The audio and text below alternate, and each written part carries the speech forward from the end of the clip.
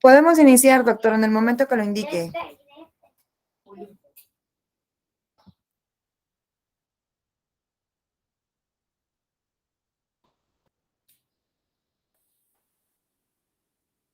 Adelante, estimada maestra Kenia, gracias.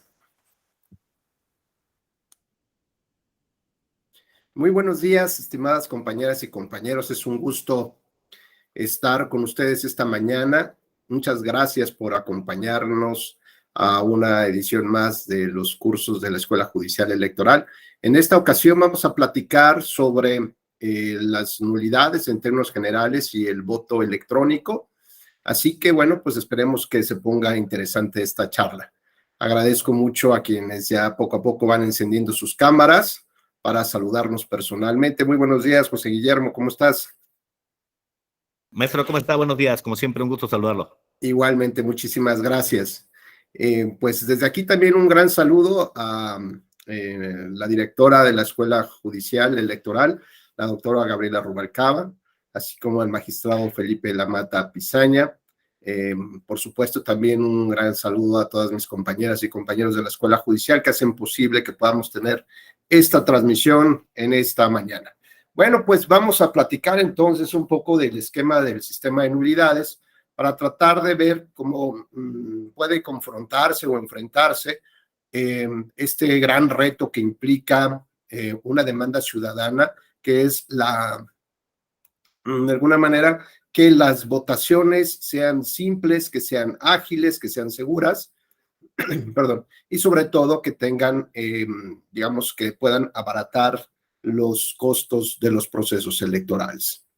Es muy importante entonces que las plataformas del voto electrónico o en su caso la instalación de las urnas electrónicas pues sean de tal naturaleza que permita que se pueda garantizar los principios del sufragio, particularmente el secreto del voto. Pero no solamente eso, sino se requiere un acompañamiento y una autentificación muy importante para solventar, digamos, los requerimientos que implica este nuevo reto y por el cual me parece que tarde que temprano iremos transitando hacia esta forma de elegir a nuestros representantes.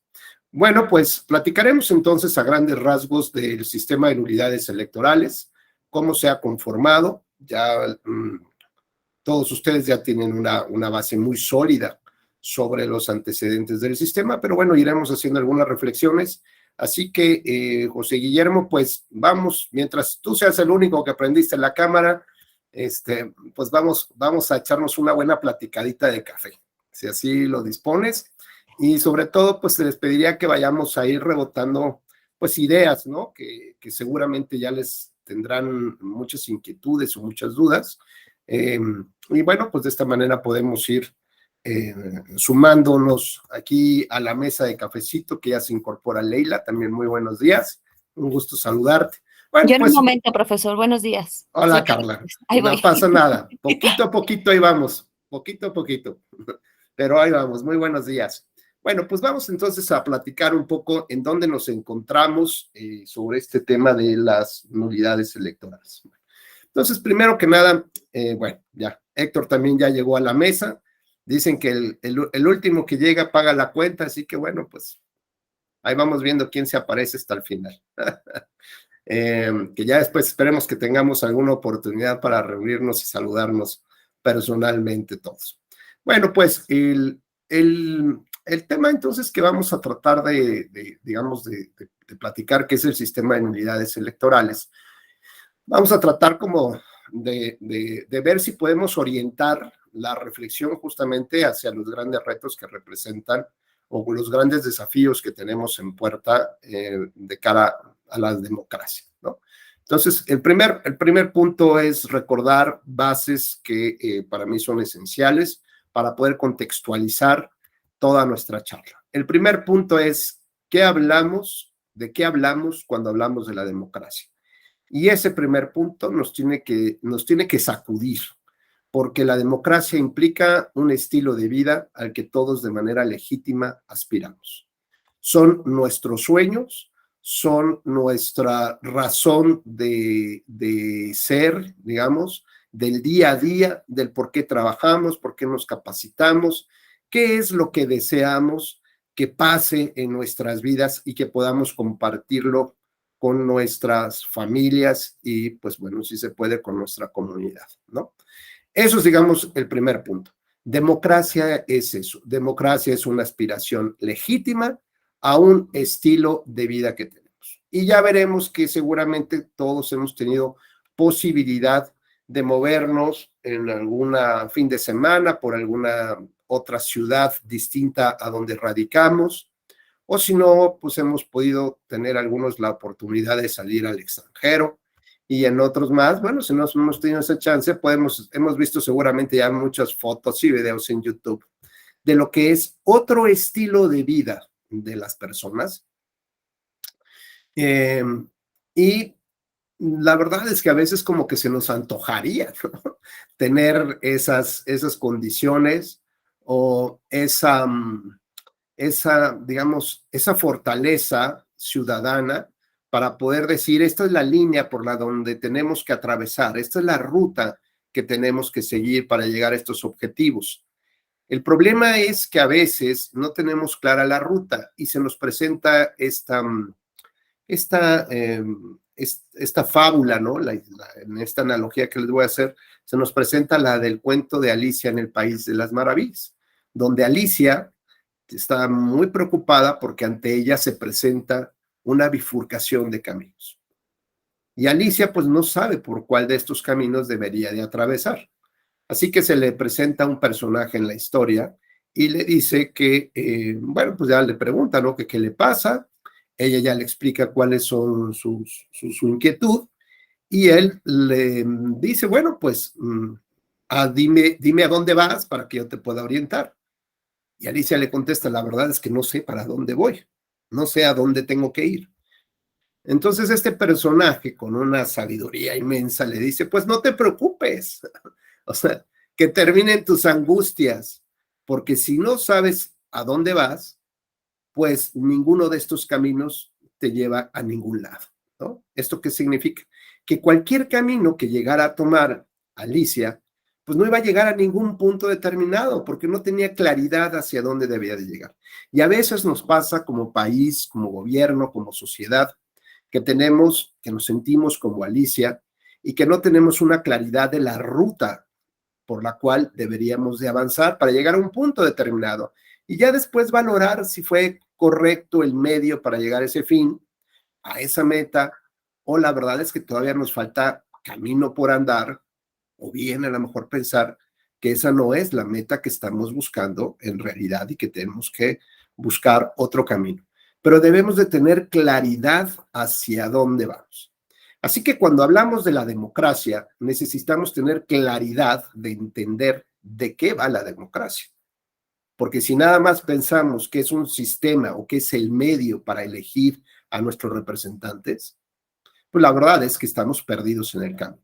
Y podríamos tener cualquier cantidad de reformas electorales, cualquier número de organismos electorales, composición de tribunales electorales, y lo cierto es que, a final de cuentas, no tenemos una meta a dónde llegar. ¿O cuál crees, Héctor Hernández, ni modo, por llegar ahorita hasta el final te toca hacer la tarea? ¿Cuál crees que debería ser entonces una meta a la que todos deberíamos de, digamos, de transitar en el tema de la democracia? Vamos a poner un ejemplo. Si yo te hiciera esta pregunta respecto de los estudios universitarios de los chicos de hoy en día, pues más o menos creo que podríamos tener una cierta idea de hacia dónde deberían de dirigirse la calidad de los estudios, ¿no? Las instituciones que no cobran tanto, que no las vean nada más como un negocio, sino una preparación al futuro. ¿Qué tipo de materias, Héctor, crees que necesiten hoy los chavos? ¿O qué tipo de egresados crees que necesite México en este momento? Vamos tocando temas comunes, ¿les parece? Y luego ya abordamos hacia la democracia. Adelante, Héctor. ¿Tú qué piensas hoy en día el tema educativo? A ver, gracias. Ahí ¿Ya está. me escucha? Sí. Gracias. No voy a tener que pagar la cuenta, pero mientras respondo la pregunta. Oh, pues creo que hoy en la actualidad, pues deberíamos de, ya aparte de la educación, debería de estar un poquito más indicada, pues así como pues, a la competencia, al trabajo, que no solo los sean programados para ser empleados, sino que pues para que sean emprendedores, pero sobre todo algunas materias que deberían de reforzarse, yo creo que son valores, en el desarrollo del universitario, no solo las materias que tenga que llevar respecto a la carrera que vayan a desempeñar, sino que también deberíamos de reforzar mucha esa parte, ¿no? Acerca de los valores, porque eh, como ciudadanos hemos cambiado y nos hemos vuelto muy egocentristas, ¿no? Mientras uno esté bien, que el mundo ruede y los demás, ¿no? Cuando anteriormente el ciudadano era más solidario, ¿no? ¿Por qué no regresar a lo mejor, no en primaria, pero sí regresar a la universidad, pues algo así como civismo, ¿no? En aquellos tiempos que todavía nos tocó, o sea, ¿por qué no volverla a regresar en el sentido, pues ya buscando formar mejores ciudadanos, ¿no? Que puedan ayudarle a un Estado democrático. Me parece muy bien, Héctor. Y fíjate que podemos, si, bueno, ahorita Leila, no sé, si sea de las más jovencitas aquí de nuestro grupo, que tú nos pudieras compartir algo, Leila, que normalmente platican, ¿no? Que se platica o que crees que se platica en estas reuniones digamos, reuniones serias, un poquito ahí de los amigos, ¿no? ¿De qué pasa de cómo se ve el futuro desde la óptica del recién egresado? Porque me parece que cuando estás en la uni todavía estás como de alguna manera en la burbuja, ¿no? Sí, pues, yo disfruto la universidad, ya luego me peleo con el mundo cuando termine la universidad. Pero digamos, ¿qué pasa con esta? Como dice la frase esa, ¿qué dice el público, Leila? Bueno, yo acabo de salir el año pasado, Ajá. del año pasado, y pues realmente es muy complicada ya esta parte de ser estudiante porque todo es tan fácil y yo creo que yo estudié en la Universidad Autónoma del Estado de México, soy de Toluca. Uh-huh. Y yo creo que lo que más falta en esto es actualizar las materias. Por ejemplo, materia electoral era optativa, yo no la tomé otras optativas. Pero en sí actualizarlo a cuestiones prácticas, porque, o sea, traemos toda la teoría y creemos que lo sabemos todo y cuando ya llegas a la realidad de enfrentarte pues a un trabajo como tal, pues te das cuenta que no, que no sabes nada y que deberían de haber más cuestiones prácticas en vez de, o sea, sí está bien la teoría, pero también cuestiones prácticas. Por ejemplo, yo salí en julio, me titulé en octubre y luego ahorita en enero de este año, empecé a trabajar en un colegiado y la verdad, pues sí es totalmente diferente lo que trae uno, pues de la escuela a como tal ya ponerlo en práctica, decir, ya tengo una responsabilidad como trabajador, o sea, ya es totalmente diferente.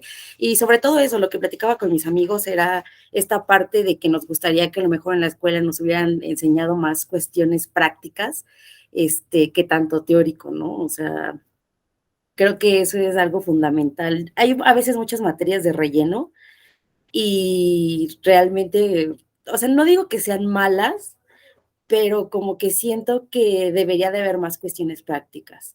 O sea, por decir mis compañeros que ahorita están litigando y eso, pues ya saben cómo redactar, sobre todo esta parte de la redacción, creo que nos hace falta demasiado, porque a lo mejor tenemos las ideas, a mí me pasa mucho, tengo las ideas, pero ya al momento de que quiero expresarlas o escribirlas, digo, ¿y aquí cómo le hago, no?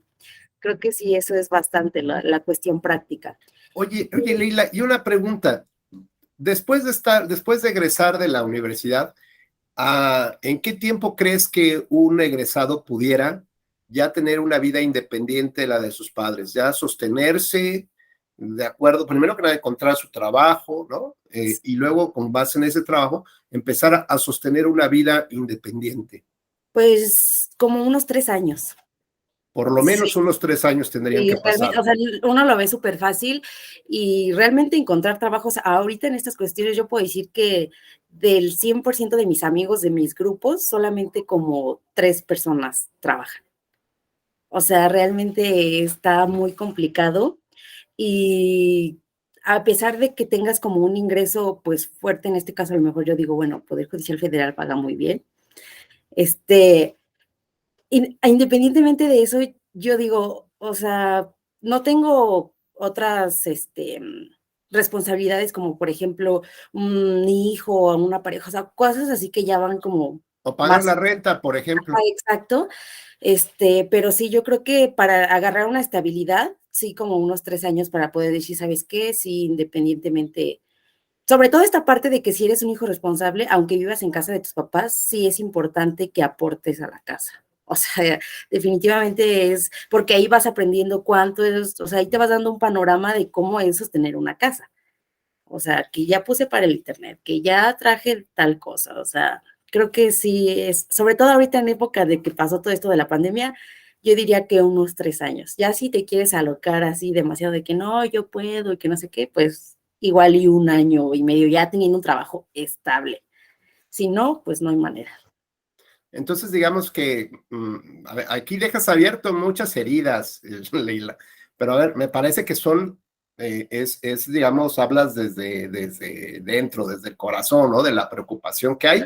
Y digo, no sé qué opina José Guillermo, pero a ver, a mí me parece que los frentes que abres son muy claros. Primero, el tema de, más allá, igual con lo que dice Héctor, más allá de la carrera a la que te quieras dedicar, a la profesión que te quieras dedicar, primer punto yo creo que tiene que ver con qué tan animado estás en practicarla, ¿no? Con qué tanto gusto realmente, digo, yo sé que poco a poco irás conociendo el amplísimo menú que cada profesión te va a deparar en la vida, ¿no? Ese es el primer punto. Lo cual implica que no necesariamente debamos de tener una carrera universitaria, ¿no? Como pasa, por ejemplo, en el sistema educativo alemán.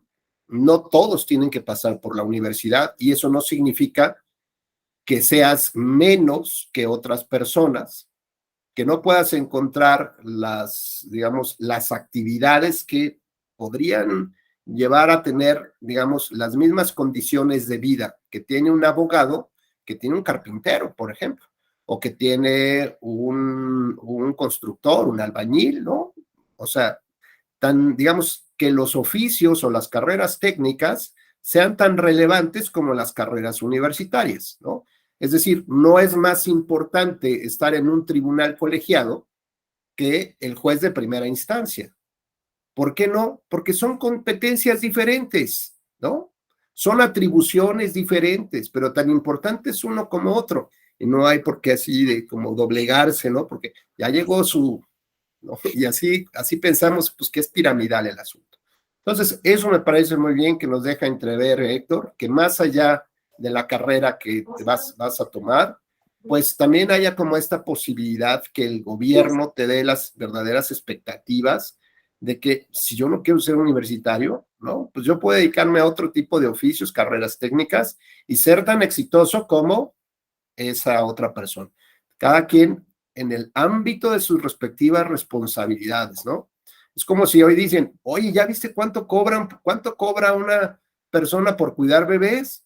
Pues en el extranjero, pues sí, y seguramente gana más que un abogado que trabaja aquí en un tribunal, en un juzgado de distrito. Puede ser, ¿no?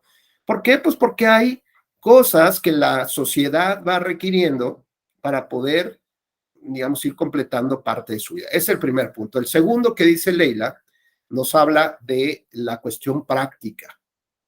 No solamente la parte del conocimiento teórico, sino ya, digamos, salir finalmente a un mundo donde hay una competencia muy grande, donde hay muchos requerimientos y seguramente lo que buscarán las instituciones y las empresas, preferentemente, pues es personas que ya tengan cierta experiencia, es decir, que la curva de aprendizaje sea menor, ¿no? Porque a veces tampoco las empresas como que, o las instituciones, tienen un sector de preparación, ¿no? Sino que ya en el día a día, pues ya quieren que hagas un acuerdo, que prepares la notificación, ¿no? y uno está mordiéndose las uñas, dice, ¿en qué momento falté a la escuela y falté a esta clase, ¿no? ¿Cómo es posible? Bueno, ese sería como el segundo punto. El tercer punto que nos habla Leila y que deja muy abierta la herida, que tiene que ver con la posibilidad de que un egresado tenga la confianza de independizarse. Y esto entonces nos dice Leila, a ver, ojo, una cosa es que quieras vivir con tus papás hasta los 45 años, ¿no? Y eso pues allá cada quien, pero que seas una persona responsable hasta con el gasto familiar. ¿Y esto qué implica? Que debemos de tener, tanto desde la casa como en la universidad, tenemos que tener una preparación, digamos, de esta cultura financiera. Por ejemplo, ¿qué se necesita para poner un despacho de abogados? Yo terminé ya, soy abogado, ¿no? ¡Wow! Ay. Y luego, ¿cómo organizo un despacho? ¿Cómo se organiza realmente un despacho? Bueno, pues no hay nadie que te diga ni cómo administrar el despacho, ni cómo administrar la justicia. Es decir, todo el aparato administrativo que tiene que ver con la impartición de justicia, que tiene que ver con los acuerdos de las comisiones de administración, del Consejo de la Judicatura, de la carrera judicial, de los exámenes, nombramientos, adscripciones, ¿no? Las quejas administrativas. Nadie sabe ese mundo, ¿no? Bueno, pues eso implicaría que debemos de prepararnos, de preparar a nuestros alumnos justamente hacia ese, digamos, hacia ese enfoque, para que vayan dando pasos firmes y con toda la tranquilidad de decir, puedo independizarme porque puedo pagar una renta. Y entonces aquí, que es donde ya voy a pedir que intervenga José Guillermo, entonces ya nos habla de una responsabilidad ciudadana. ¿Eso qué implica? Que necesito tener un trabajo que por lo menos me pueda pagar lo suficiente para pagar una renta. Que esa renta, digamos, o que esa propiedad o donde voy a vivir, no esté tan alejada de donde voy a prestar mis servicios profesionales, porque si no, el 80% de lo que me pagan se me va a ir en una renta para no tener que pagar un transporte público, no pasar más de 2 horas y media, que me parece que esto es algo que tanto las personas del Estado de México como la de la Ciudad de México hemos sufrido porque hemos regalado 1/3 de nuestra vida en el transporte. 1/3. Imagínense que nos dijeran, oye, vas a vivir 70, 80 años, pero quítale eso, un cachito, y se lo vas a regalar al transporte público. Oye, no, el transporte privado, pues claro que no estaríamos dispuestos, pero lo hacemos. ¿Por qué? Porque la regulación urbana, la regulación del tránsito, el establecimiento de calles, vialidades, carreteras, accesos, ¿no? Nos deberían de permitir tener las condiciones necesarias para poder llevar una vida adecuada, ¿no? Invertir una parte de nuestro tiempo en el transporte, sí, una parte de nuestro dinero en la renta, en la comida, etcétera. Entonces, eso nos va acercando un poco al estilo de vida, Leila, que todos deseamos tener. Tú tener un lugar donde te quieras independizar y que no tengas que vivir con 8 personas, ¿no? Ahí todas apiñadas, ¿no? Que puedas a lo mejor compartir. A ver, el mundo no está como que para tener tu depa solita, pues a lo mejor compartir con 2, 3 amigos ahí que más o menos puedan ayudarse en lo que logran mayor estabilidad, por ejemplo. No más dinero, pero más estabilidad en el trabajo, ¿no? Que estén conscientes, convencidos de que por ahí va el tema. Pero eso entonces nos va acercando al transporte, las carreteras, las calles, la urbanización, nos va acercando a esta cultura financiera también que deberíamos de tener. Y esto parece, José Guillermo, que esto nos acerca más ya al concepto real de la democracia, ¿no? ¿O qué opinas?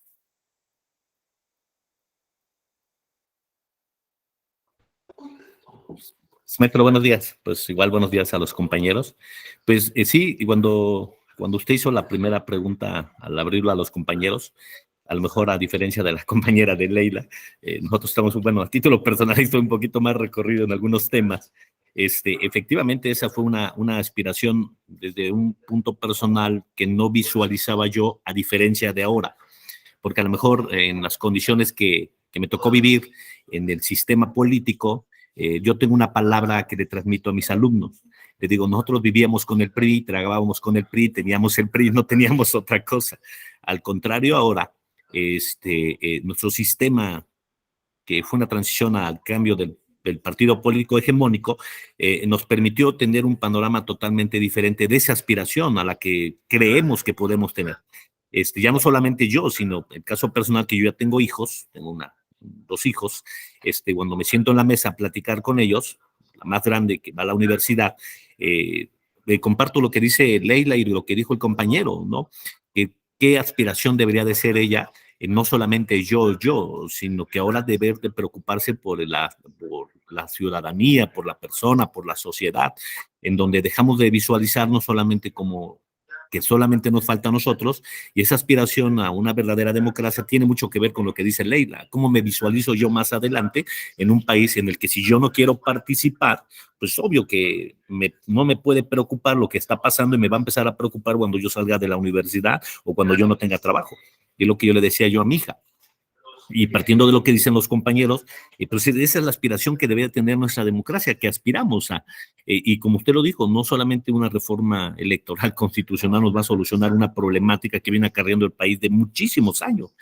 Si no entendemos las reformas constitucionales, a lo mejor la mayoría de compañeros que están acá posiblemente todos sean abogados, y no hay alguno que no sea abogado, pues yo aplaudo un poquito más la injerencia, la intervención en esta materia. Sin embargo, efectivamente, tenemos que preocuparnos un poquito más, pero no solamente en una reforma electoral. Nos tenemos que preocupar qué función yo vengo desempeñando en la sociedad, qué hago yo por mi sociedad, cómo participo yo en mi sociedad, con menos corrupción, con una mejor participación en el trabajo donde yo laboro, haciendo las cosas de la mejor manera, preocupándome por cuestiones políticas, sociales, culturales, económicas. O sea, alrededor de mí hay muchas cosas que preocuparme para aspirar a una mejor sociedad y una mejor democracia. Entonces, yo creo que desde un personal punto de vista, la aspiración que debe tener la democracia es una participación de todos aquellos que vivimos e intervenimos en la sociedad. Llámense menores, adultos, nuevos jóvenes que aspiran a tener una mejor calidad de vida. Como lo dijo la compañera Leila, qué bueno que ella sale de la universidad y aspira a llegar a un puesto inmediato, pero muchos estudiantes no es tan sencillo el tema.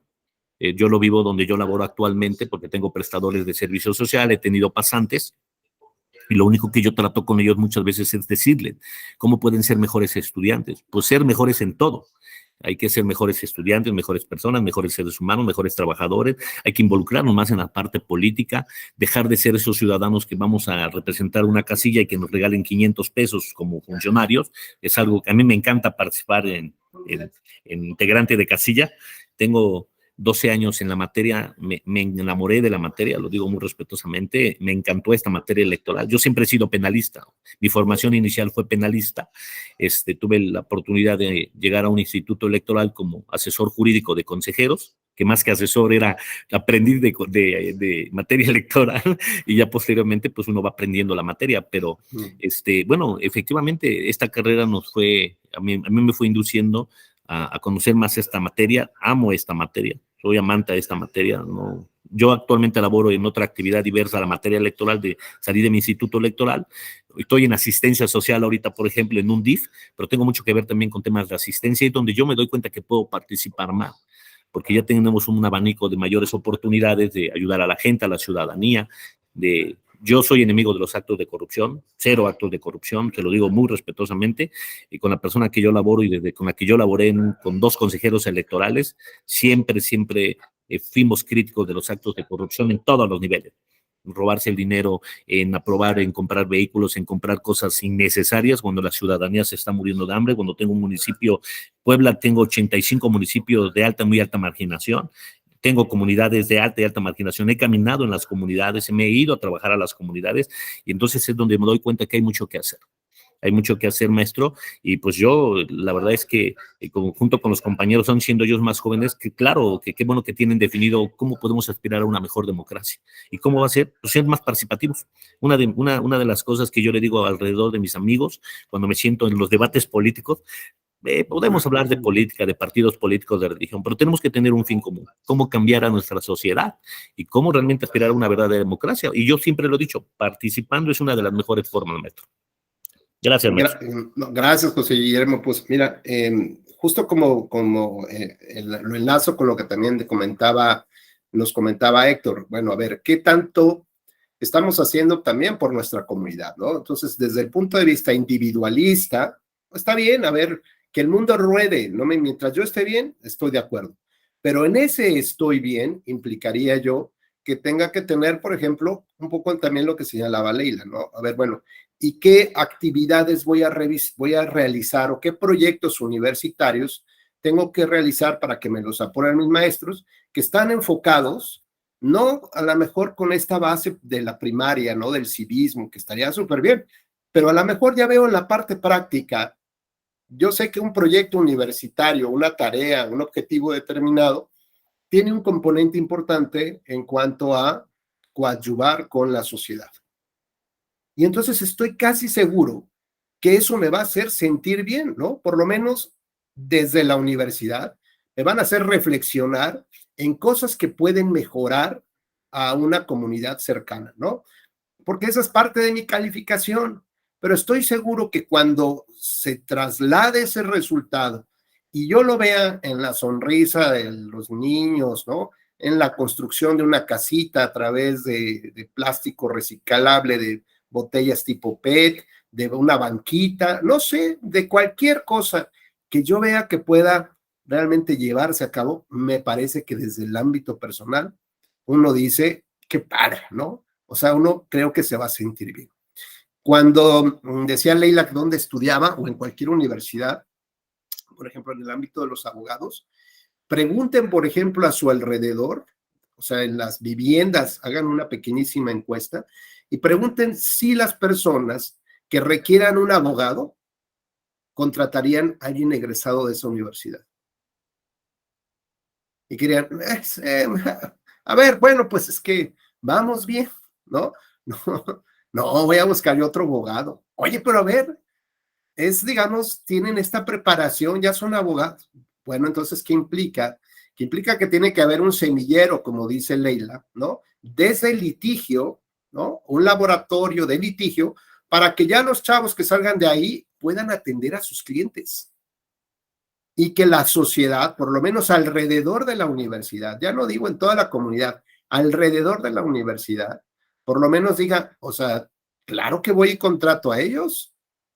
¿O por qué acaso cuando dicen, no, es que yo salí, las películas dicen, salí de Harvard, ¿no? Ah, no, bueno, a este sí, ¿por qué? Pues porque trae, digamos, todo este aparato y todo el apoyo de universitario, ¿no? Y la misma pregunta si la hacemos a nuestros vecinos de nuestra universidad es, ¿y nos contratarías a nosotros como recién egresados? Ese, digamos, es un tema que nos debería de ocupar desde la cátedra, desde las direcciones de las universidades, en no pensar nada más matricular y sacar, como sea que salgan ya. Y ahora, bueno, pues que hagan maestría, pues que hagan un año más y ya, o sea, la titulación de la licenciatura es un año de maestría. ¿Y eso qué significa? Matrícula. ¿Aprendieron? No me importa. Es matrícula y esto es negocio. Ya si ellos quieren después, pues ya tengo como clientes ahí, ¿no? Clientes ya fijos porque necesitarían el medio año más o el año más que les falte, ¿no? Dependiendo del rebo y tal, para poder ya tener un grado de maestría. Y luego te das cuenta que en maestría, pues ni siquiera los chicos que llegan vienen con una preparación básica de la licenciatura, ¿no? Entonces haces preguntas básicas de constitucional, y pues es así como que de qué me está hablando, ¿no? Como que yo no fui a esa clase. Y eso, bueno, evidentemente no puede ser. Pero finalmente el punto que yo quiero aterrizar, que este ejemplo de la educación significa democracia. Si hablamos de la vivienda, si hablamos del trabajo, si hablamos de las adopciones del DIF, si hablamos, por ejemplo, de cómo incluir real y efectivamente a personas que forman parte de ciertos grupos que tienen una situación de vulnerabilidad, ¿cómo los logramos incorporar en el sistema real y efectivamente, de tal manera que no piensen, digamos, que hay una diferencia porque o no puedo ver, o no puedo caminar, o porque tengo una preferencia sexual diferente a la que la sociedad me asigna, ¿no? De determinada manera, sino que podemos tener más cosas que nos unen que cosas que nos dividen, que cosas que nos diferencian. Por ejemplo, yo puedo tener un problema, no sé, de salud, por ejemplo, pero me gusta el fútbol igual que muchos, ¿no? Que están seguramente sanos. Y podemos tener y compartir cosas así. O, por ejemplo, nos puede gustar las películas, ¿no? O las series, y nos pueden gustar tantas cosas, o simplemente porque somos solteros, porque estamos tristes, porque no encontramos pareja, porque nos encanta leer los horóscopos el fin de semana, los lunes, para ver qué nos depara el destino. Podemos tener tantas cosas en común como una buena película, y eso entonces nos va identificando y no nos va separando al punto de que hoy tengamos una sociedad completamente polarizada y que esperemos que después no se polarice más ahora por el color de la piel, ¿no? Digamos que la polarización que existe hoy es a partir, digamos, de las clases medias, de las que tienen medianamente sus recursos, digamos, o sea, como las habilidades, las herramientas, como para poder luchar en el día a día y seguir intentando ascender, digamos, en esta pirámide, ¿no? Formar parte de esta media. Pero parece ser que, pues, nos quieren hacer creer que realmente hay unas grandes diferencias, y bueno, lo bueno es que casi todos somos ya piel tostada, ¿no? Somos color almendrita, y bueno, pues, ¿esto qué implica? Pues que ya no va a haber después los güeros o los blancos, ¿no? Los white Mexicans y la demás raza morena. Me parece que, bueno, por lo menos los mexicanos así no estamos, ¿no? Como tal, o no tenemos esa creencia. Todo esto, insisto, nos habla de esta primera parte que tiene que ver con la democracia. La democracia es el estilo de vida al que todos legítimamente aspiramos. Ahora bien, ¿cómo logramos transitar por estas rutas hacia ese lugar de la democracia? Y teníamos casos muy claros de cómo, digamos, de los distintos sistemas de gobiernos que ha tenido la humanidad, pues identificamos el del garrotazo, ¿no? El del más fuerte. ¿Por qué? Pues porque soy el más fuerte. Y te aguantas, ¿no? A la bola de tonterías que yo pueda hacer porque soy el más fuerte. Y después transitamos de eso a cosas muy raras como las creencias y confianzas en los seres extraordinarios, ¿no? En cosas que, pues, las personas, como no tenían educación, no tenían cultura, no tenían preparación, pues como que era muy fácil mantenerlas en su día a día, ocupadas. ¿Cuál era? Pues sembrar, pescar, cazar, hacer, ¿no? Digamos, un poco o más bien un mucho de actividades que solamente te permitieran vivir en el día a día.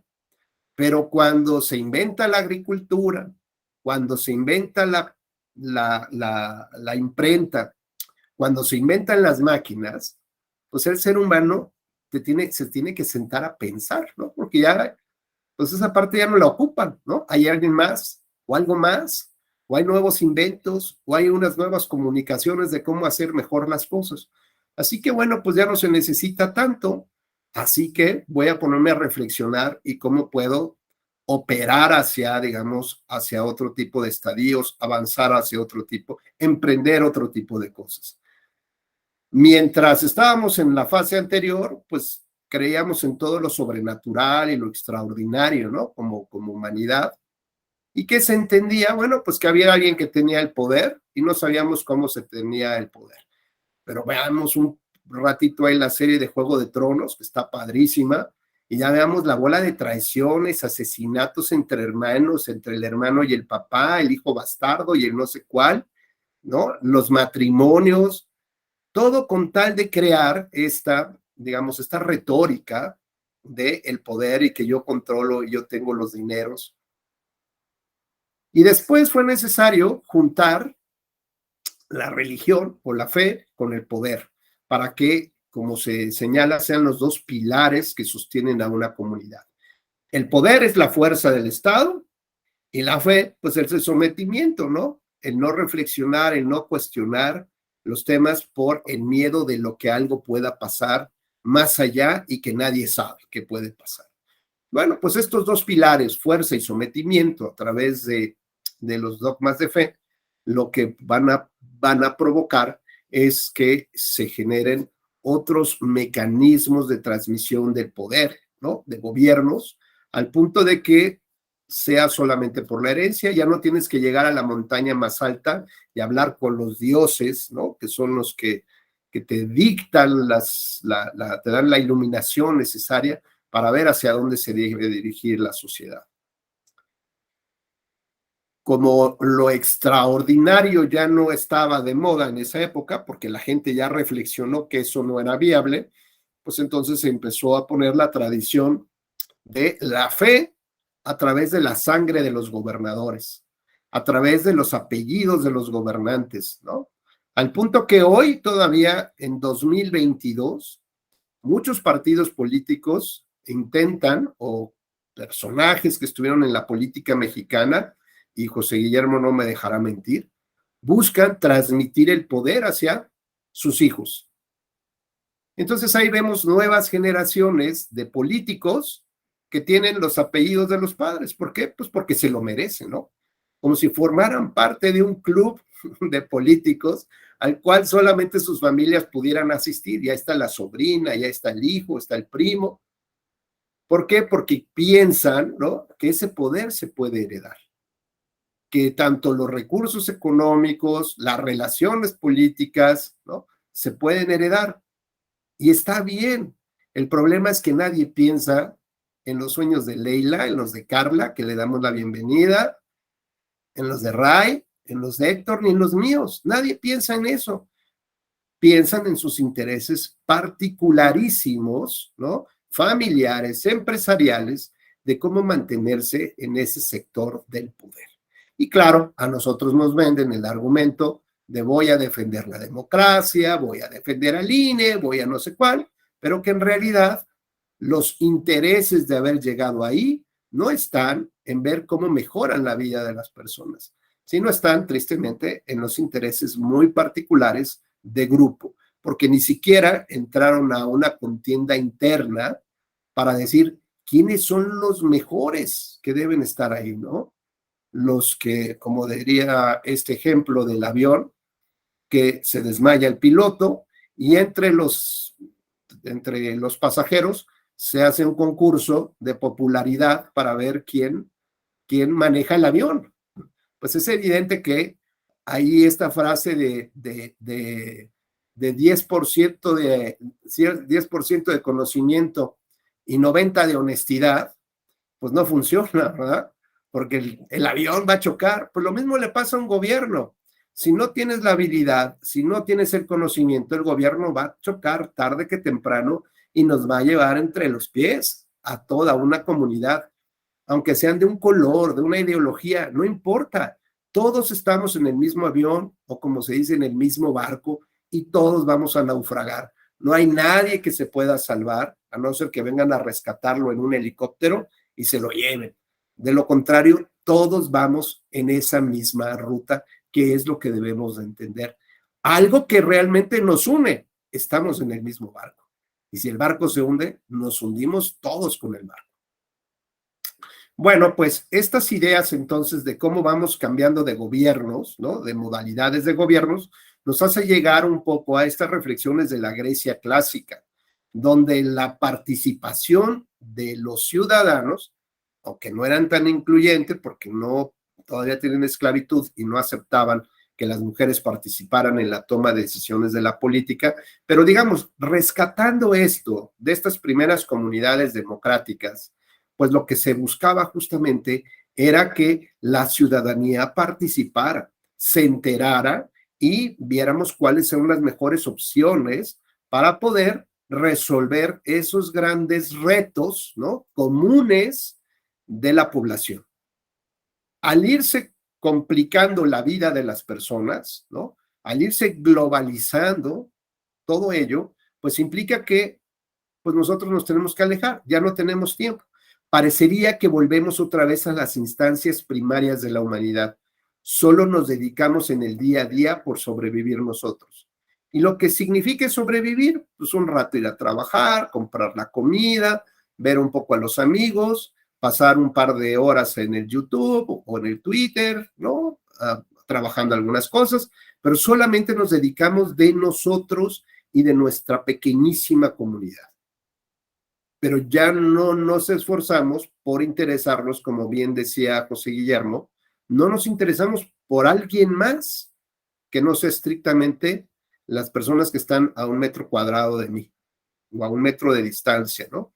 Ya las que están a 1.5 metros, pues ahora sí, la sana distancia y que ellos se preocupen por su vida. Entonces estamos regresando nuevamente a este esquema donde me preocupo solamente por mis propias cuestiones, por sobrevivir en mi día a día, y entonces delego completamente a que un ser extraordinario pudiera justamente resolver el problema. ¿Quién? ¿Un dios? ¿Un tlatoani? ¿Una persona carismática? ¿Alguien que tenga la sangre real? ¿El apellido?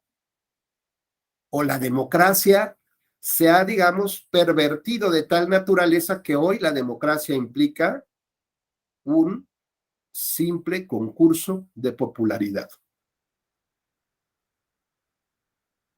Bueno, pues si hacemos este análisis, ¿no?, de todo esto, nos damos cuenta que el verdadero problema no radica en una reforma electoral. El verdadero problema es que somos Alicia en el País de las Maravillas y tenemos varios caminos, ¿no?, que afrontar, pero si no sabemos a dónde vamos, a dónde nos va a llevar ese punto en concreto, entonces me parece que, como nos diría este personaje, pues no importa de qué te preocupas. Si no sabes a dónde vas, ninguno de estos caminos te va a llevar a ningún lado. Con lo cual, vas a seguir perdida en un mar, en un laberinto, sin que como sociedad o comunidad ni siquiera tengas claro hacia dónde debe de dirigirse tu estilo de vida, ¿no? Sino, pues ahí, pues a ver, voy a sobrevivir, a ver qué pasa con las próximas reformas, a ver qué pasa con el próximo gobierno. Pues quién sabe, los partidos políticos, bola de corruptos, no sé qué, sus dirigentes, videoescándalos, ¿no? Cómo se utiliza al Estado justamente para golpear periodistas, para encarcelar personas, ¿no?, que no van a fin con un sistema. Y eso entonces nos da esta idea de que estamos perdidos en un océano y que solamente nos vamos a ir moviendo según las olas, la fuerza del viento, la marea, pero estamos completamente a la deriva y eso es altamente peligroso para poder realizar nuestros sueños, para poder alcanzar el estilo de vida que tenemos, que quisiéramos tener. Si eso no es importante, si esos sueños no son importantes, pues entonces me parece que como sociedad hemos fracasado. Simplemente, pues podemos regresar, pues esta idea a estar consiguiendo nada más el alimento del día a día, hacer el súper de la semana, tener la lana para pagar la renta, conseguir el súper y alguna otra cosita y se acabó. ¿Ese es el estilo de vida que yo quisiera tener? Pues regresemos a cazar, regresemos mejor a la siembra y ya. O el estilo de vida es aquel que me permita estar en paz, en tranquilidad, con seguridad, con servicios médicos, con un sistema de salud, con un tema educativo relevante, ¿no? Con todo esto que nos dijo Leila, ¿no? Para que los chavos, pues, empiecen a caminar, empiecen a andar por su propio pie y tengamos nuevas visiones, nuevas formas de hacer negocios, de empresas, nuevas visiones de personas que entran a las instituciones y que no, como dice José Guillermo, llegan a ver, pues a ver qué negocito hacen, cuál es el retorno, ¿no? Como le dice, hay un 20% de retorno, si me contratas a mí, gobierno, yo te voy a regresar por debajo del escritorio otra lana, o yo voy a apoyarte, pero después cuando tú llegues al poder, ¿me vas a contratar nada más a mí?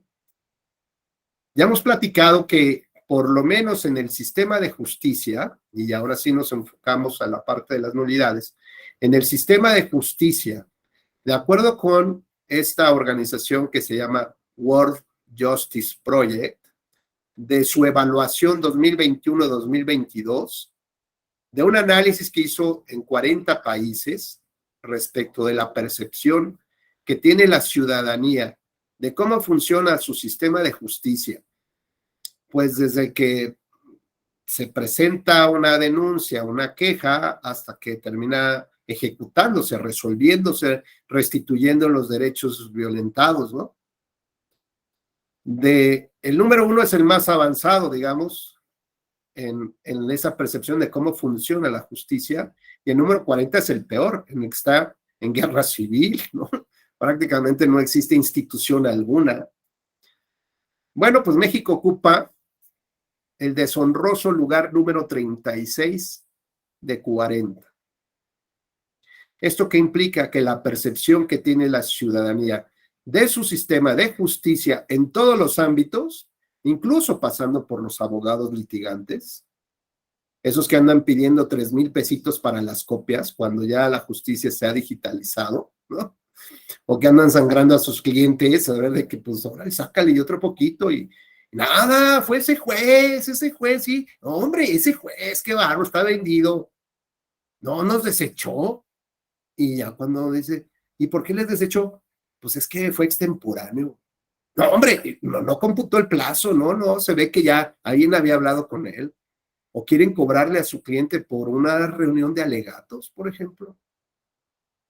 Bueno, pues ese sistema, digamos, de justicia, que empieza desde cómo funciona la sociedad, ¿no? En el querer ser gandalla, en quererse quedar con derechos de otras personas. ¿Cómo logramos que abogados lleven nuestros casos, que sean abogados preparados, que cobren lo justo, que el Ministerio Público actúe o los jueces actúen como debe de ser, que no haya un retraso en la justicia, que no sea una justicia de puerta giratoria, ¿no? De que entras y ya saliste otra vez, pero así, entra tu demanda de amparo y ya salió. ¿Por qué? Porque el juez, en lugar de resolver el fondo, pues le gusta resolver, pues que se atienda en otro lado, ¿no? ¿Cómo? ¿Por qué nosotros? Búsquenle, no, acá no. Son temas complicados. La ropa sucia se lava en casa y eso ya, pues, que lo haga el tribunal local o que lo haga el partido político, pero nosotros no. Y mientras el ciudadano sigue girando y girando y girando, y cuando llega un momento que dice ya basta, pues ya pasó el tiempo, o ya está a punto de morir, ¿no? Y ya se acabó su tema. Bueno, pues esto entonces nos lleva a reflexionar que para que exista democracia, ¿no? Para que podamos aspirar a una vida democrática, necesitamos justo pasar por el medio, que son el sistema electoral. Pero también necesitamos tener un sistema de justicia con jueces independientes que realmente tengan la capacidad de defender la violación de nuestros derechos fundamentales, y no solamente los de votar y ser votado. Derechos fundamentales como la libertad de expresión, la libertad de conciencia, la libertad de reunión política, por ejemplo, o de asociación política, pero que también proteja valores y bienes jurídicos de nuestra comunidad, como vivir una vida tranquila, libre de violencia, como vivir, digamos, todos en esta idea de cuál es la meta por la cual vamos a establecer un camino para poder llegar y saber si nos va bien o nos va mal y por qué tenemos que estar trabajando en función de ello, ¿no? O sea, si alguien nos dijera que ahora los impuestos van a servir para financiar, como dijo alguien por ahí, pues es que es el dinero de los partidos, y ahora para la marcha del próximo fin de semana, pues de las prerrogativas de los ciudadanos, de los partidos políticos, van a salir el pago de los camiones y el frutzi y la torta y todo esto. Pues no son acarreados, no, son gente que pues, quiere ir y nosotros vamos a cooperar con una lana para que vayan. Bueno, si alguien nos preguntara, ¿tus impuestos quieres que se gasten en eso? Pues estoy casi seguro que no, ¿verdad?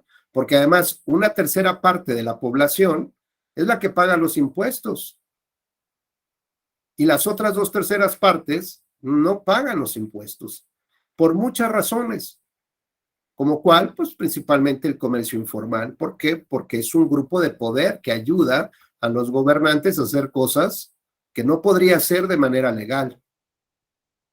A ver, ¿cómo es posible que afuera de la Suprema Corte de Justicia de la Nación, afuera haya puestos de piratería? Afuera.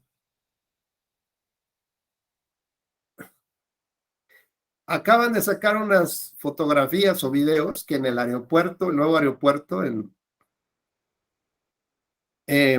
había una especie de tianguis ¿no? Que decían que era no sé qué cosa de la mezclilla y de una comunidad del Estado de México, ¿no? Que pusieron ahí los tianguistas, un mercadito ahí de pura mezclilla. Y los videos que pasaban, pues no era pura mezclilla, había otros tipos de ropa que no fuera la clásica, el concepto de mezclilla, con marcas que les puedo casi asegurar, digo, no tengo pruebas, pero tampoco tengo duda alguna de que era piratería. ¿En dónde? En un aeropuerto que administra ¿quién? El ejército. Entonces el ejército es comparsa de la piratería, de la venta de piratería. Son cosas que uno no puede alcanzar a entender si no es que en el fondo hay un sistema de corrupción, ¿no? Brutal.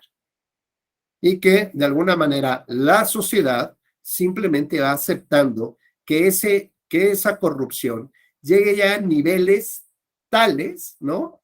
Que antes podrían provocarnos el vómito, pero hoy, pues pensamos que es parte de lo mismo y que nadie se quiere ocupar porque solamente nos dedicamos como la etapa primaria de la humanidad a sobrevivir en el día a día. Y se acabó. Bueno, pues el esquema, digamos, de justicia, ya hemos platicado en algunas otras ocasiones, que buscó desde el propio Estado, que fue el que ejerce, digamos, el que pudo institucionalizar la fuerza del zape, ¿no? La fuerza del catorrazo, la fuerza de la matanza, que ese poder, esa fortaleza la institucionaliza. Y la institucionaliza de tal naturaleza que ahora a través de sus leyes puede determinar quién puede ser castigado o no.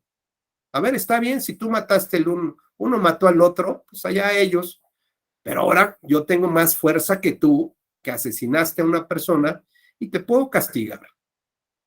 Y te puedo castigar igual con la muerte, te puedo castigar con la amputación de algún miembro, con la castración, te puedo castigar con la privación de tu libertad para toda la vida, te puedo castigar quitándote todos los bienes, te puedo castigar de muchas maneras. Y el ser humano que está en esa comunidad, pues ni modo, aunque no quiera, termina aceptando estas reglas. Así que entonces, para poder definir, perdón, déjenme quitar aquí el volumen del celular, para poder ir definiendo qué cosas eran graves y qué no, entonces, digamos como que va haciendo esta especie de análisis, de reflexión, de qué cosas son importantes para la comunidad. Y lo que es importante se lo deja al derecho penal o a la justicia penal, y lo que no es tan importante, pero sí es relevante, pero no tanto como el otro, se lo deja al derecho administrativo sancionador, ¿no? Entonces, bueno, ya sabemos, tenemos muy claro que el derecho de castigar, el jus puniendi del Estado, se abre en dos grandes secciones, en el tema de la justicia penal y en el tema de lo administrativo sancionador. Y la visión que teníamos del derecho, pues era una visión muy formal, prácticamente eras un soldado, ¿no? Si la ley te decía, párate, te parabas, si la ley decía, no te pares, no te paras. Es decir, un soldado que solamente cumple las reglas y no interpreta la regla. no reflexiona la regla, ni se puede oponer a la regla. Eso era el derecho, finalmente, un conjunto de reglas jurídicas, y quien determinaba la sanción, es decir, la consecuencia jurídica, el legislador. Y el legislador, ¿cómo sabía qué tenía que pasar con la sociedad? Pues se lo imaginaba, ¿no? ¿Por qué? Pues porque a lo mejor en esas pequeñas comunidades griegas, el representante, el que tomaba, digamos, la ejecución de la opinión de los demás, pues sí, recibía de ellos qué es lo que se tenía que hacer y en función de ello actuaba. Pero ahora, con una sociedad tan grande, tan compleja, ¿ustedes creen que su diputado o su diputada de su distrito ya los escuchó alguna vez? Ya dijo, a ver, Rubén, ¿qué dudas tienes? ¿Qué problemas tienes? Se supone que hace como estos recorridos, ¿no? Como estos baños de pueblo. ¿Qué quiere la nena? No sé. ¿Qué le pasa a la nena? No sé. Bueno, pues voy y les pregunto, supuestamente, ¿no? Que en realidad nada más es como para la foto, y ahí se ve abrazado, sí, claro, no, pues sí. Los baches de esta calle están espantosos, no hay agua, pues sí, puede ser eso. Hay cosas que ni siquiera le corresponden a los diputados o a los presidentes municipales, pero se supondría que ellos tendrían esta sensibilidad para saber qué es lo que la sociedad está pidiendo. No, es que eso ya lo sabemos. ¿Y cómo? Con un análisis focus group. ¿Y eso qué significa? Pues que reunía a 6 personas en un saloncito y les estuve haciendo una encuesta, y lo que ellos me dijeron, pues es lo que vamos a tener que trabajar. Ah, pues está bueno. ¿No? Lo que esas 6 personas te digan, pues está bueno. Así que bueno, esta sensibilidad que deberían de tener el representante o nuestros representantes para poder establecer en sus reglas, ¿no? Hacia dónde debe dirigirse el gobierno y las comunidades para empatar, digamos, tanto este derecho fundamental que implica la democracia con la obligación que tiene el Estado de contribuir para que nosotros podamos transitar por esa vía democrática. Es decir, esta es una visión compartida, es como una moneda que tiene 2 caras. Y estas 2 caras, por un lado, tú dices, bueno, mi democracia significa que quiero llegar a un estilo de vida, que sueño con ese estilo de vida. Y mi democracia me dice que tengo que transitar a través de elecciones libres, auténticas, periódicas, donde hay renovación del poder público, hay oxigenación. O sea, por lo menos, acuérdense que una casa que no se oxigena, pues está repleta de bacterias. Huele feo. Un baño que no se ventila, pues imagínense. Pues lo mismo le pasa a un gobierno. Un gobierno que no se oxigena, que no se ventila, que no tiene sangre nueva, pues es un gobierno que está podrido desde el centro. Luego, entonces, lo que se requiere justamente es que la visión ahora que tenemos de la segunda cara de la moneda es qué es lo que tiene que hacer el Estado para que las cosas funcionen y funcionen bien. Entonces, esto es un compromiso compartido. No es nada más lo que yo pienso o lo que el Estado piensa, ¿no? Tienen que irse trabajando de la mano para llegar a alguna meta o algún objetivo determinado. De esta manera, lo que hay que pensar entonces es que el derecho administrativo sancionador empezó a establecer digamos, con las mismas bases que tiene o parecidas que tiene el derecho penal, porque derivan de la misma madre, pues, empezó a establecer cuáles serían las sanciones que se debe de imponer a un acto jurídico. Y esas sanciones, pues, tienen que ver principalmente con la nulidad. Entonces, ¿la nulidad consiste en una sanción? Sí. La nulidad puede estar, digamos, en 2 ámbitos, según nos dicen los tratadistas. Puede ser una nulidad absoluta, es decir, que el acto jurídico nunca nació, nunca pudo producir efectos. Y la nulidad relativa es aquella que tiene algún vicio, pero que después se puede resarcir, ¿no? Puede ser por el transcurso del tiempo, puede ser porque las personas así lo acepten, ¿no? Y digamos que no hay un vicio, un error de validez del propio acto jurídico. Ya si alguien hace algo más grave que cae en lo penal, por ejemplo, que utilizó los recursos del Instituto Electoral para comprar camionetas y recibió todavía una lana aquí que aumentó ¿no? Que les dieron una factura mucho mayor y por acá recibió otra lana. Bueno, pues eso ya tiene que ver con un daño patrimonial que no necesariamente puede caer en lo administrativo, sino ya puede abarcar exactamente en lo penal. Luego entonces, digamos que la máxima o la de las máximas sanciones, pues es el tema de las nulidades. Y estas nulidades son porque hay algo que afecta la esencia justamente de los actos jurídicos. Pero al mismo tiempo comparte cosas con el derecho penal. ¿Como cuál, Carla Denise?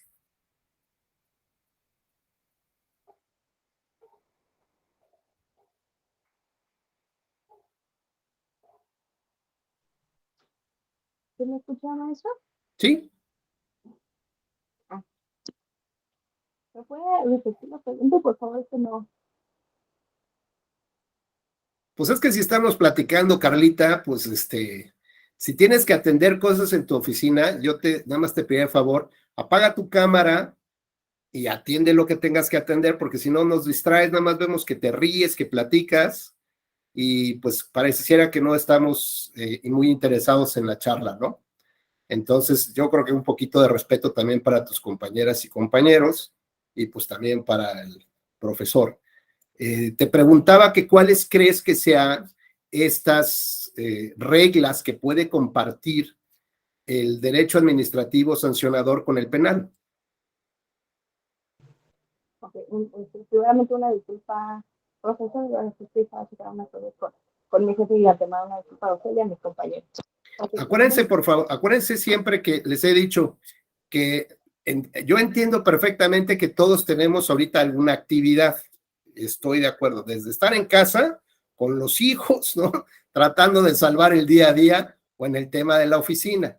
Pero cuando tengan a este tema de que atender alguna prioridad, apaguen su cámara, atiéndanla por favor y en cuanto puedan recuperen la clase, porque si no, lo que pasa es que digamos, esta sensación, como yo no sé con quién estás platicando, ni tampoco tengo por qué preguntártelo, ni mucho menos, pero da esta sensación, pues como de que estoy en otras cosas y pues que este loco siga hablando, ¿no? Total. Y eso pues me parece que no debe ser. Por eso, apaguen su cámara, atiendan lo que tengan que atender y cuando puedan, recupérense en esta clase, ¿sale? Pero no pasa nada, Carla. Okay. Bueno, y en relación a la pregunta que estaba manifestando en la relación de el derecho administrativo con el derecho penal, yo me desarrollo, estoy en el órgano interno de control, aquí en el Tribunal Electoral del Estado de Michoacán, y es muy interesante. Nosotros estamos más abocados a la materia administrativa, pero en el momento que analizamos las faltas administrativas, vemos que tiene mucha relación con los principios constitucionales del derecho penal. ¿Por qué? Porque tenemos que buscar la manera de encuadrar la conducta, ver también en su momento la presunción de inocencia, todos los elementos que tiene el tipo penal, también en la materia administrativa, se deben de tomar en cuenta, ¿no? La tipicidad, en las circunstancias de modo en tu lugar y todo eso para poder acreditar de manera eficiente y que está cometiendo esa falta administrativa, ¿no? Y es como la materia penal, para poder nosotros acreditar que se cometió alguna infracción, algún delito, debemos de buscar la manera de que todos los elementos que acrediten el tipo penal se puedan acreditar. ¿Para qué? Para que la autoridad investigadora y en su momento puedan tener los elementos suficientes y tener por acreditado o no la conducta. Muy bien, Carla, muchas gracias. Bueno, pues justo como nos dice nuestra compañera, por ejemplo, una de las reglas que comparte el administrativo con el penal es que la conducta debe estar prevista en la norma. Si no hay, digamos, como dice la frase, si no hay delito, no hay pena. Si no hay una conducta irregular, no hay pena, o viceversa. Lo cierto entonces es que para hablar del sistema de nulidades, lo que se tendría que pensar primero es que tiene que estar regulada esa conducta en la propia ley y que sea identificada como un elemento que puede provocar la nulidad. Oye, pero si el legislador no tiene esta visión clara, pues ni modo. Oye, el feminicidio no está regulado, pues ni modo. Oye, es que el parricidio, ¿no? Tampoco está, pues tampoco. Oye, que el robo de identidad en la computadora, ¿no? En el internet, ahora que vamos a hablar del voto electrónico, pues es un gran miedo el sistema o el famoso phishing, no sé si lo han escuchado. ¿El robo de identidad está regulado? Pues no. Entonces no es delito, pues no. ¿Es una conducta irregular? Pues sí. ¿Pero puede ser delito? Pues no. ¿Y eso por qué no? Porque el legislador pues no alcanza a modular sus reglas todo el tiempo para estar dándose cuenta con esa sensibilidad que debería de tener, ¿no? Porque digamos, siempre la sociedad va como en el carril de alta velocidad. Y el cuate que es el gobierno, que es el legislador, pues lo ves en el retrovisor, pues ya lo perdiste hasta de vista. No sabes por dónde viene. Y intentaría justamente tratar de llevar a cabo todo lo necesario como para ir alcanzando a la sociedad. Pero mientras, o si el legislador simplemente no quiere legislar el feminicidio, Héctor, no va a ser delito el feminicidio.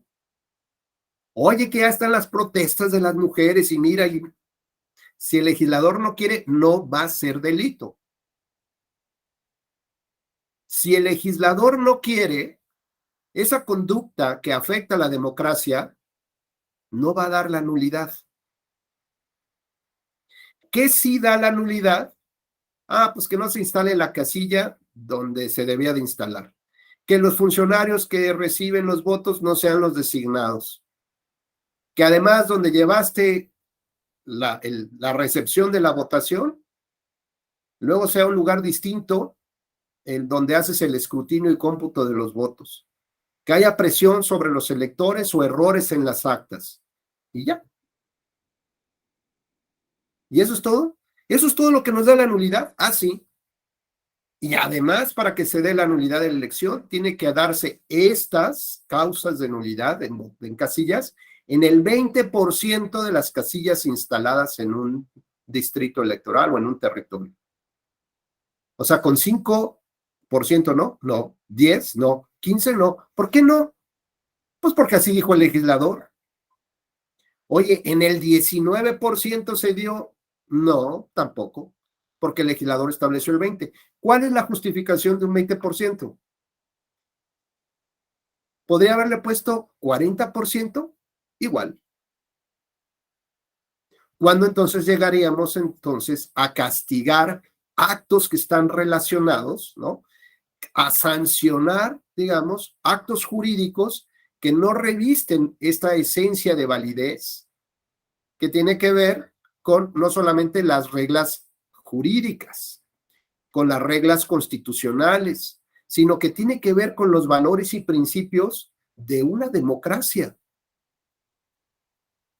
Pues prácticamente nunca. Y si a eso además le establecemos que hay barreras legales que también estableció el legislador para que no llegáramos a ese punto, como cuál, pues comparando los temas del derecho penal. Primero tiene que estar establecida en la ley esa conducta para que se considere de aquellas que sí dan lugar a la pena, como en materia penal, o a la sanción, como en materia penal. 2, que estén plenamente acreditadas, lo cual implica tener un estándar probatorio muy alto. ¿Y esto qué significa? Ya lo hemos platicado también con ustedes, pues que el feminicidio nunca va a ser feminicidio, que la violación a las mujeres nunca se podría demostrar y nunca podría haber castigados. Y por eso cada vez hay más violentadores, hay más abusadores, hay más violadores, hay más feminicidas. ¿Por qué? Primero, porque el legislador no lo considera como un delito. Segundo, porque tiene un estándar probatorio alto en términos de otros delitos. Que se piensa que es muy fácil tener la prueba de la violación, que se piensa que es muy fácil que puedas acudir con el Ministerio Público a denunciar la violación, que creas que no te van a revictimizar en la agencia del Ministerio Público, que cuando pase la carpeta al juez de control, te careen con tu violador, que el tratamiento que se te da en todas estas secciones de la justicia electoral, perdón, de la justicia, sean los más adecuados, que no haya impunidad. Ya vimos, el lugar 36 de 40 de corrupción y de impunidad que existe en todo el sistema judicial. Bueno, pues eso pensemos. Oye, es que yo no tengo dinero para tener un abogado, ¿no? Y el Ministerio Público, pues, tiene 20,000 cosas y ni me quiere atender. Entonces voy ahí a la universidad donde dice Leila, pues voy a agarrar un recién egresado ahí de los que cobra poquito, pero pues mejor quédate con eso, llévate el secreto a tu tumba, ¿no? Aunque eso transforme tu vida, tu percepción, tus relaciones de pareja, tu propia sexualidad, aunque eso transforme tu vida. Pero entonces tenemos, pues es que el legislador no quiere, no quiso, o no ve la necesidad de regular eso. Segundo, los estándares probatorios son muy altos para tener siempre la plena evidencia, ¿no? Completa. No importa qué tan difícil sea conseguir las pruebas, o sea, imposible de conseguir las pruebas. Pues lo mismo nos pasa en el sistema de nulidades. Tiene que estar regulado por el legislador. Segundo, tienes que pasar un estándar probatorio alto porque se nos dice que la nulidad es la sanción máxima. Y para imponer la pena máxima, necesitas tener un estándar probatorio muy alto para tener la plena certeza de que esas conductas, ¿no?, realmente se cometieron, como si fuera tan fácil, ¿no? Y además, en 4 días tienes que presentar tu demanda, prepararla y presentar tu demanda. ¿Eso te permite hacer esto? Pues no. Entonces esto te aleja del acceso a la justicia. Y además del estándar probatorio alto, tienes que demostrar el impacto o la intensidad con la que afectas a un valor o principio de la democracia. O sea, no es cualquier violación, no. Pues es como la violación a una mujer. Pues es que fue poquito nada más. ¿Cómo que poquito? No, tienes que demostrar que fue una violación completa, brutal, para que entonces ahora sí podamos pasar a la siguiente etapa del análisis. ¿Y cuál es esa etapa? Por Dios. Pues si hubo posibilidad de que haya resultados materiales. O sea, ¿qué me quieres decir? ¿Que haya factibilidad de que quede embarazada? Algo así. ¿Cómo? Pues lo mismo nos pasaría en esta analogía con la nulidad de las elecciones. No solamente que esté regulada por el legislador y que quiera que esté regulada. Segundo, que sea útil, que se ha utilizado tradicionalmente un estándar probatorio muy alto para tener todas las evidencias, que no haya ninguna duda. Ya que no tenemos duda de los hechos, entonces pasamos a la siguiente etapa, la siguiente barrera, que tiene que ser: demuéstrame el impacto, la intensidad con la que se violentaron los principios y valores de la democracia. Bueno, pues sí, por supuesto, imaginemos que ya pasamos, o sea, esa etapa. Ahora nos enfrentamos a la última, que es la determinancia. Y la determinancia no es otra cosa que traduzcamos en números esas irregularidades, esa afectación a los principios y valores democráticos en especie de votos irregulares, para hacer una sencilla operación aritmética y demostrar en un mundo hipotético que el segundo lugar puede llegar a ser primero, o es decir, al revés, que el primer lugar de la elección cae en otros lugares, en otros peldaños. O bien que de manera cualitativa, es decir, ya no de manera objetiva, sino de cualidad, de esencia, esas violaciones se traducen en la ruptura del principio de la equidad, de neutralidad, de la separación iglesia-estado, por ejemplo, y entonces, ahora sí, si logramos tener una mayoría de votos, además, en un órgano jurisdiccional, poder ya pasar al tema de la nulidad. Veamos, pues, que eso prácticamente es una invitación a seguir violentando los valores y principios democráticos. Adelante, Carla, por favor. ¿Sí me oyes? Uh-huh. Ok, una pregunta. Entonces, ¿estaría la determinancia dividida en dos, cualitativa y cuantitativa? Cuantitativa es cuando está relacionada con todos los principios y cuantitativa, bueno, cuando tiene que ver esa diferencia en números, ¿no? ¿Sí, sí estoy bien? Sí, Carla, Ok. digamos que tengas esta capacidad de poder demostrar que una irregularidad se puede transformar en votos y que esos votos, por alguna razón, se los quitas al primer lugar y entonces es como las escaleras y serpientes, ¿no? Como el jueguito ese y bajas al segundo lugar. Oye, pero ¿sabemos real y objetivamente que esos votos irregulares se le dieron el primer lugar? Pues no lo sabemos.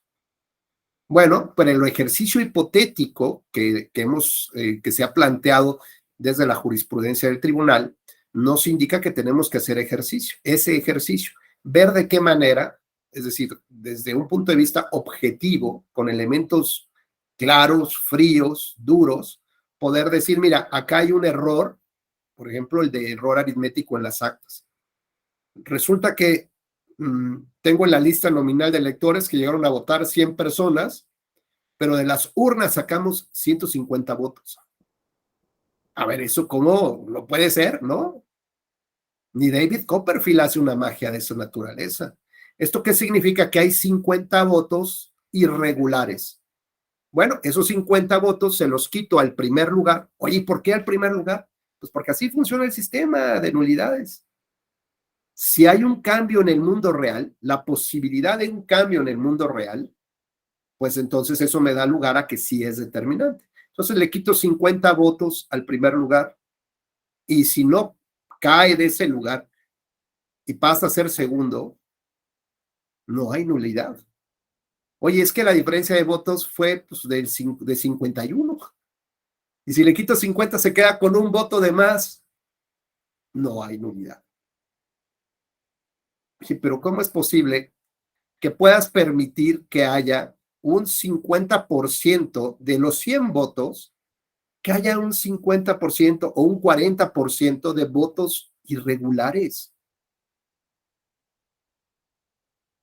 No es posible que un sistema que se dice ser democrático, acepte una irregularidad de esta naturaleza, porque al final de cuentas, pues eso no termina afectando numéricamente las posiciones del primero y del segundo lugar.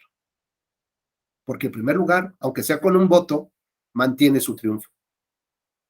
Oye, ¿te das cuenta que alguien metió 50 votos en la urna? ¿Te das cuenta de eso? ¿Te das cuenta de la violación al principio de la democracia? No me doy cuenta de eso porque el sistema de nulidades opera así. Bueno, pues entonces significa que algo ya no está funcionando como debería de ser. Que además este sistema de nulidades específicas, ya prácticamente está en desuso, Carla. Cada vez vemos menos y menos casos reales donde se conviertan en una nulidad. De votación, ya no de una elección, de votación. ¿Por qué no? Porque, digamos, contamos con un órgano técnico especializado que va preparando justamente cómo reducir los errores o cómo, ¿no?, delimitar, cómo limitar muy bien pues a lo mejor ese deseo de las personas de romper por 200 pesos o 1,000 o una promesa de lo que sea, romper con la democracia. Y entonces, bueno, pues ahora las actas prácticamente ya vienen llenas, donde ya no tienes errores de los domicilios, los errores del llenado de actas, y donde poco a poco, digamos, la tecnología va supliendo, digamos, o va dejando menos márgenes de error. Por ejemplo, cuando vas a un cajero electrónico, vas a retirar tu dinero y entonces te pide tu NIP. Pues le pones un error, es un error humano, ¿no? Dice, ay, creo que este era, ya ni me acuerdo. Y lo anotas y ¿qué te dice el sistema? No, no puedes sacar dinero, ¿por qué no? Pues porque hay un error. Y entonces, hasta que no enmiendes ese error, no puedes lograr el objetivo que buscas. En tema de las elecciones, eso no pasa. El cajero te daría el dinero en las elecciones, el cajero te daría el dinero y luego tendría que demostrar, ¿sí?, que ese dinero que te dio es irregular. Y luego se tendría que demostrar además que tienes, digamos que tiene toda la evidencia. No basta con un documento, no basta a lo mejor con tu estado de cuenta. A lo mejor necesitan las cámaras, ¿no? No sé, tener todos los elementos necesarios para decir, ah, sí, eso es. Pero además de eso, espérame, que si el legislador no regula eso como una conducta ilícita, pues no hay ningún problema, que siga cayendo el dinerito del cajero, ¿no? Bueno, pues veamos entonces que este sistema de nulidades como se construyó y que sirvió para toda una época, hoy está prácticamente en desuso. Y si bien hay otro capítulo, digamos, que abre el legislador de conductas irregulares genéricas, pues tiene, digamos, como otra característica, que esto de lo genérico, tienes que demostrar ahora otra cosa adicional a lo que antes era. Ya, digamos, tienes casos muy concretos que tienes que demostrar. Que la casilla no se instaló en el lugar, que el horario de la recepción del voto fue diferente, que los integrantes de la casilla no fueron autorizados, que hubo más votos o menos votos de los debidos, etcétera, etcétera, etcétera. Ahora lo que te tiene que decir digamos, estas causas genéricas de nulidad es que sea sistemática. ¿Esto qué quiere decir? Que sea un plan maestro, macabro, ¿no? Que opere de distintas formas en el país, ¿no? Pero que haya toda una conexión entre ellas para lograr el objetivo de defraudar a los valores y principios de la democracia, entre ellos el de certeza. Pues imagínate, ahora tienes que convertirte, ¿no?, en esta especie de Elliot Ness, ¿no? Demostrar todo el sistema y la operación y lo que hay detrás de ello, ¿no? La confabulación para lograr este objetivo. Bueno, pues eso complica también más las cosas. Y tenemos un sistema de nulidades también que está establecido en nuestra Constitución, que habla de que no se pueden adquirir en el mercado negro tiempos en radio y televisión. Estoy de acuerdo, pero prácticamente hoy nadie ve la tele y ya pocos menos escuchan la radio. Es decir, ese sistema, digamos, de comunicación política, o mal llamado sistema de comunicación política, también está quedando en desuso. Hoy podemos preguntar hace cuánto tiempo no vemos televisión abierta. ¿Cuándo? Bueno, oímos la radio y nada más buscamos un par de estaciones y la verdad es que ya no nos gusta, ni menos estar escuchando los comentarios o los comerciales. Lo que estamos buscando es nuestra música y conectamos mejor el teléfono y ahí escuchamos. Ya no queremos saber ni de la radio ni de la televisión, porque hoy la sociedad sigue, digamos, avanzando por el carril de alta velocidad y ahora ya estamos atravesando el nuevo pueblo que se llama la era del internet, ¿no? Bienvenidos a las redes sociales, bienvenidos a las plataformas. Y los otros pueblos de bienvenido a la televisión y a la radio se van quedando ahí atrás. Se van quedando, digamos, como para generaciones de los abuelos, ¿no? Donde todavía quieren ver su telenovela de las 9 de la noche y su noticiero de las 10. Ya nada más se quedaron con de esos dos programas. Y contratas el Sky para ver esas dos cosas. Lo demás no me importa, porque los abuelos solamente ven eso. Pues es la tele que le ponemos al abuelito para que vea su programa o su sábado de box, que ya no sé si haya sábados de box. Pero a eso se ha reducido.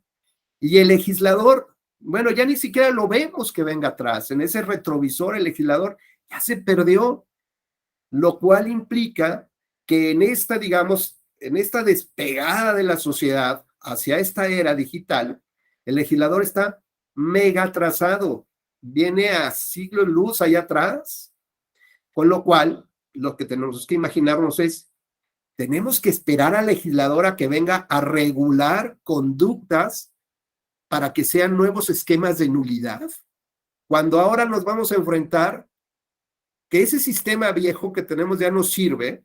Ahora nos vamos a enfrentar con algo que la sociedad requiere, que es certeza, agilidad, que no me quite mucho tiempo y seguridad. ¿Cuál es eso? El blockchain. ¿Y eso qué significa? Pues son cadenas de información en donde el voto electrónico va a garantizarse. Y ya sea por tener urnas electrónicas, es decir, podemos acudir al lugar de votación y podemos tener la urna electrónica, como si fuera un cajerito automático ahí, ya en automático se va la información y nos dan nuestro recibo.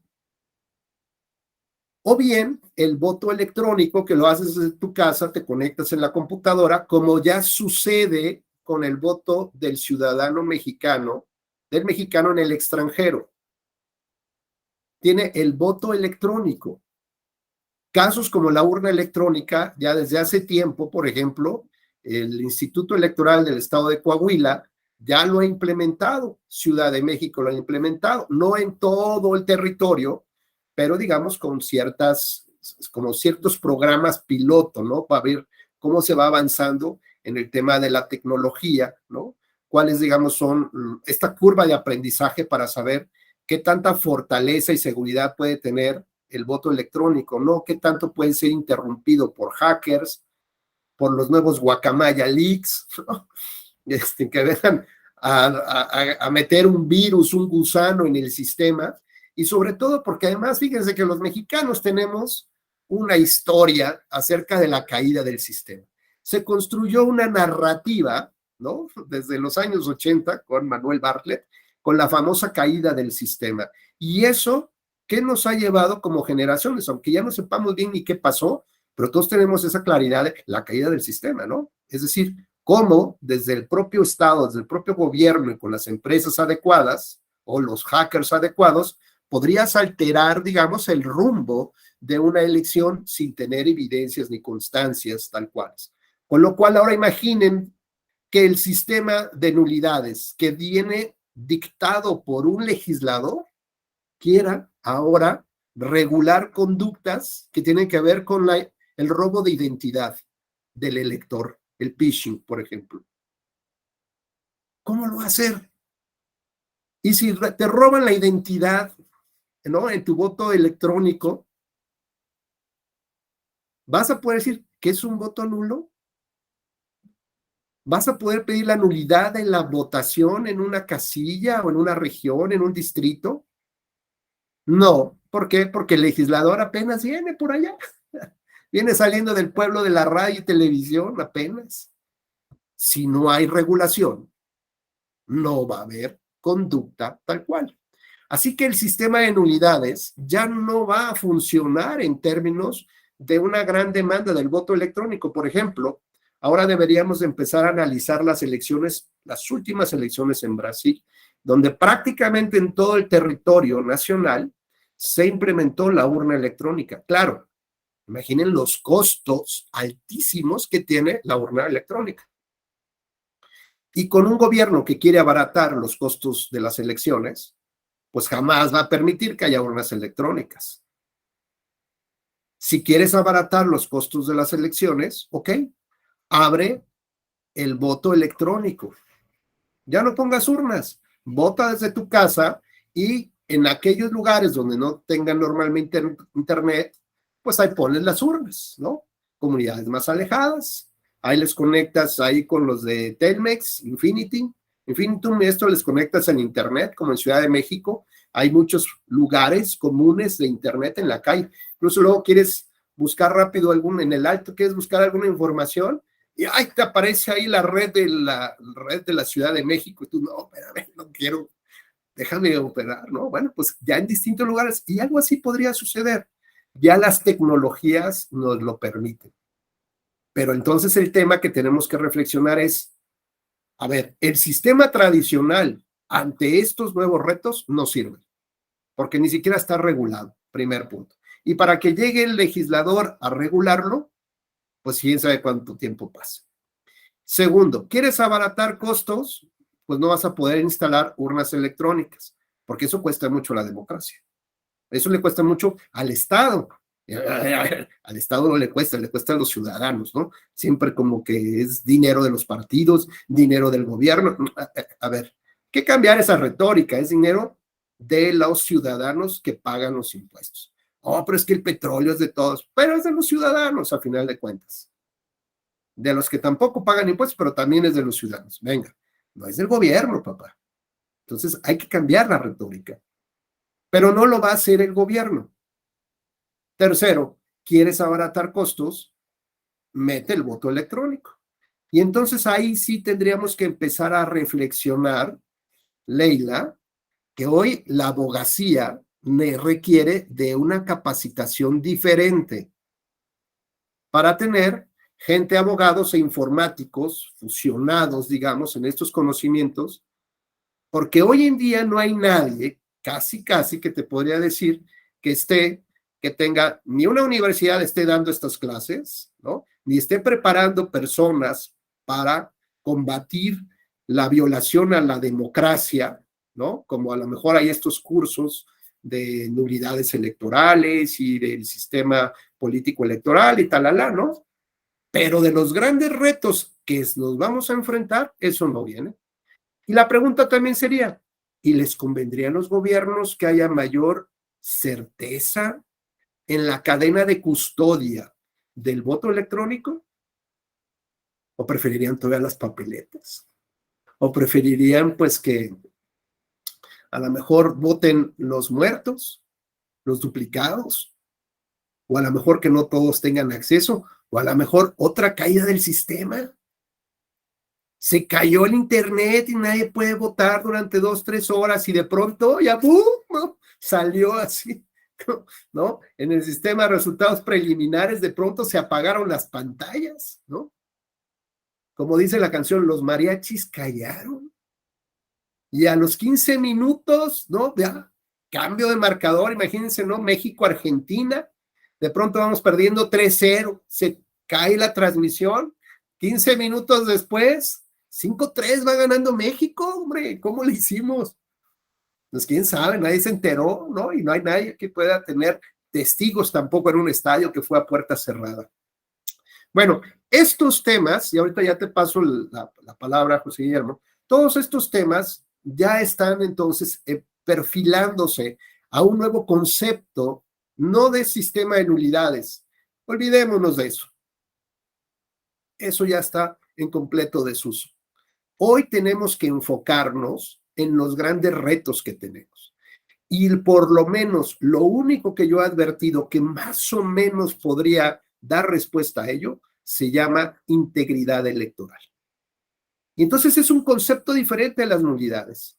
Es un concepto que no se basa en, digamos, la matrix penal, la matrix de la sanción. Se basa más bien en la prevención, digamos, de evitar las malas prácticas que dañan a la democracia, no que tienen que cumplir una serie de requisitos para que se acredite una nulidad. ¿Qué puede dañar de manera importante la democracia? Revisen, por ejemplo, el dictamen que emitió la OEA respecto de las elecciones en Bolivia, las elecciones presidenciales en Bolivia. Hay una parte muy importante que tiene que ver con la cadena de custodia de la transmisión de los resultados preliminares y los resultados oficiales. Este sistema PREP y los resultados oficiales, digamos, iban por cuerdas, por cuerdas paralelas, o a veces venían de una información, venían de un sistema de servidores electrónicos o informáticos, y después, digamos, terminaba con que una información se iba al PREP y otra información se iba a los resultados oficiales. Bueno, en estos dos servidores por el cual transitaba la información desde que salía de la casilla, con ciertos capturistas, con ciertas fotografías que se digitalizaban y se subían las actas, ¿no? Para mantener toda esta información. Pues resulta que la estructura de la empresa que contrató el órgano electoral estableció un tercer servidor del que poco se sabía. Y este tercer servidor permitía tener, pues, estas, digamos, estas claves de acceso, estas llaves que les llaman, ¿no? Del administrador. Entonces, por ejemplo, si un capturista subía información, eso solo puede hacer. Su clave, sus permisos solo le dan para eso y nada más.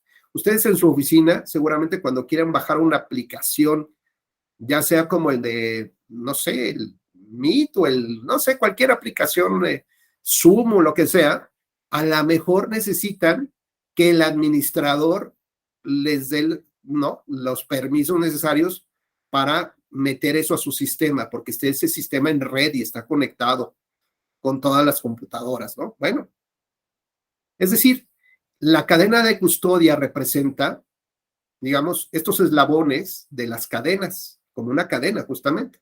Y cada cadena está, digamos, cada eslabón está muy claro lo que representa y dónde empieza y dónde cierra. Es decir, hay un responsable al inicio y un responsable al final. Y luego habrá otro y otro y otro. Es decir, son tramos perfectamente identificados con responsables de lo que pueden hacer o no pueden hacer. Bueno, pues el que sube la información, sube, no puede bajarla. Y después hay otro que verifica la información de lo que se está subiendo. Y ese, pues solamente a lo mejor podría hacer un señalamiento, poner una banderita, ¿no? Alertar de algo que está mal.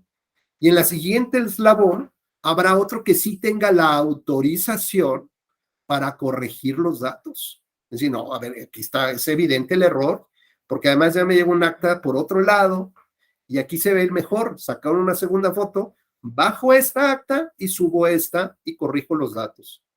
Pero se supone que esa persona debería tener un mayor grado de observación, de control y vigilancia de la responsabilidad que es mover los datos.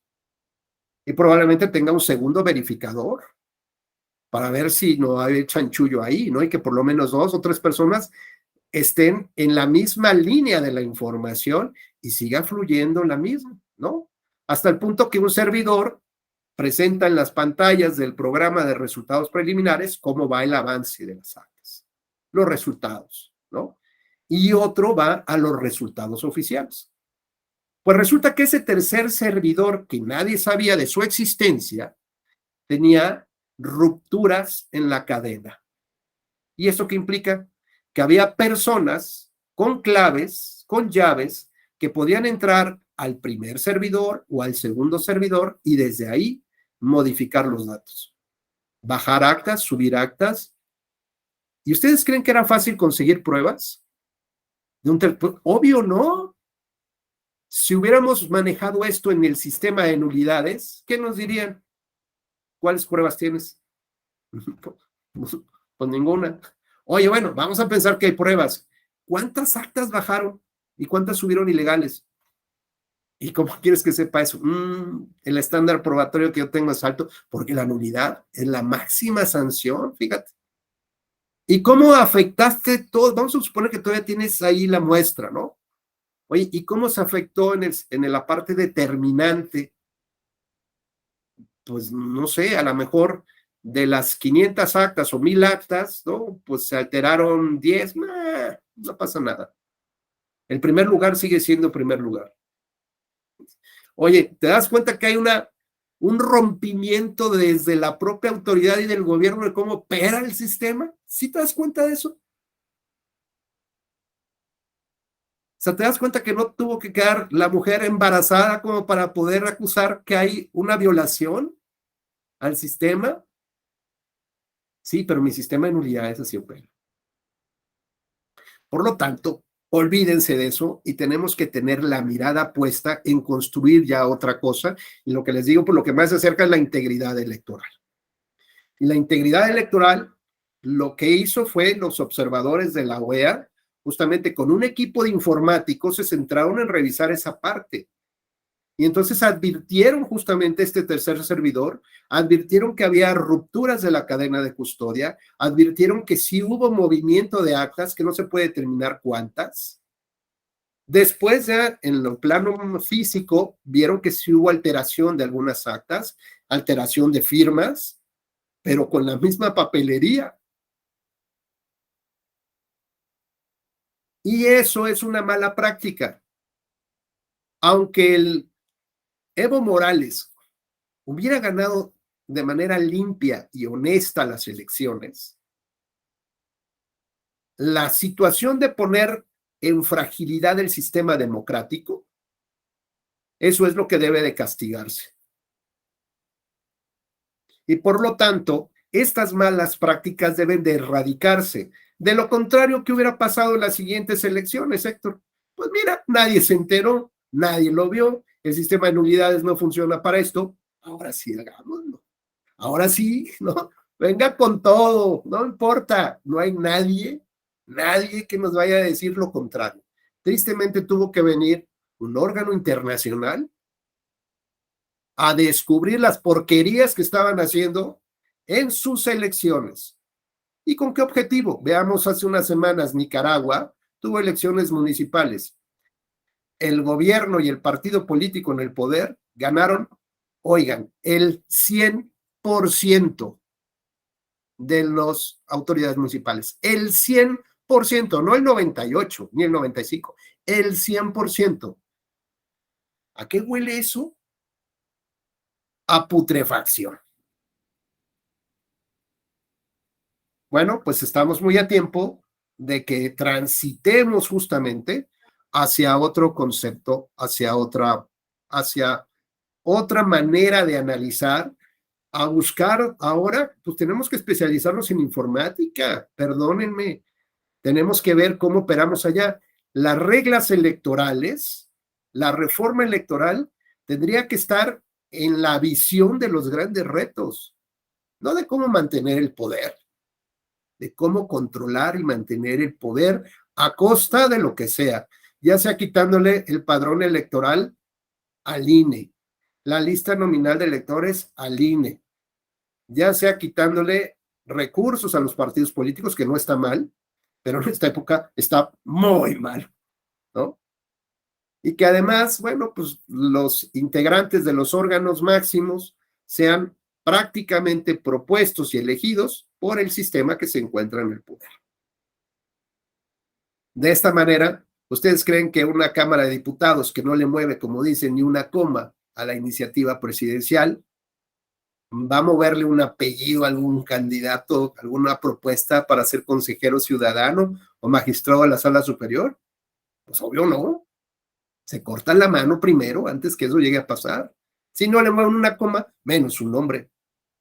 Así que bueno, pues estas, digamos que tenemos que cambiarnos el chip, ¿no? Y avanzar hacia el siguiente estadio, porque insisto, lo que está en juego, pues es nuestro estilo de vida. Perdón, José Guillermo, ya me extendí mucho, adelante. No, maestro, no voy a quitar mucho tiempo. Maestro, si hubiera usted venido a la elección de Puebla, lo hubiéramos esperado acá. Fíjese usted que, permítame comentar algo, y qué bueno que estoy en la academia, y qué bueno que los compañeros y nosotros pues vamos a hacer, este diplomado nos va a dar pauta a algo que usted acaba de comentar muy, pues para mí de maravilla, en decir, hay que especializarse hoy en las nuevas causas de nulidad con el voto electrónico. Las urnas electrónicas tienen sus miedos, algún compañero ya lo había comentado, el caso de Chiapas. José, Sí, ya no digas, ahora sí como dice el programa, córtale mi chavo, no digas nulidades en el voto electrónico, ¿sí? Integridad electoral, por favor. Cambiemos ese chip, ya perfecto, la nulidad maestro. No debe de funcionar. Maestro, en el caso de Puebla, insisto mucho, qué bueno que estamos en la academia.